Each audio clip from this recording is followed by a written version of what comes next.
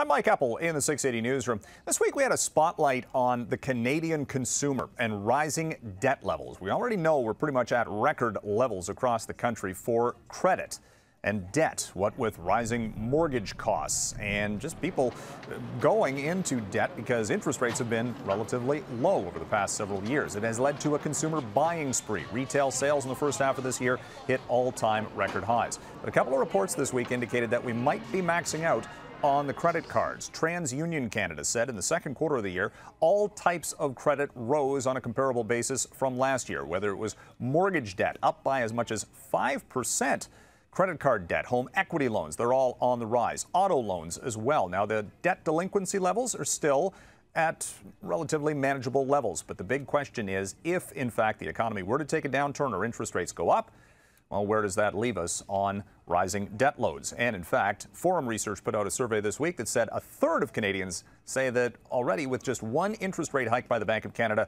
they're already feeling it on their finances.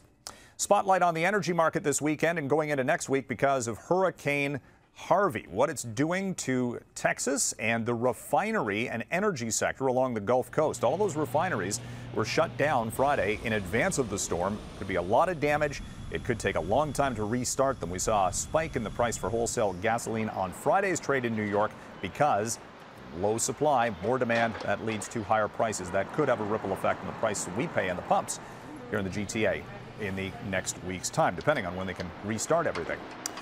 Amazon.com will be completing its deal to buy Whole Foods on Monday, and already the biggest internet retailer on the planet is making moves to, well, lower prices at Whole Foods. Says they're going to lower prices effective immediately on consumer staples, and there's going to be a real integration here between Amazon and Whole Foods. They'll set up Amazon lockers at Whole Foods locations. There are 13 Whole Foods stores across Canada, and Amazon Prime members will get even deeper discounts on Whole Food prices. This is going to have a tremendous effect on the grocery sector. We've already seen this ripple through the stock market with the likes of Walmart and Costco and Loblaws all down over the past week as Amazon flexes its retail muscles in that grocery space.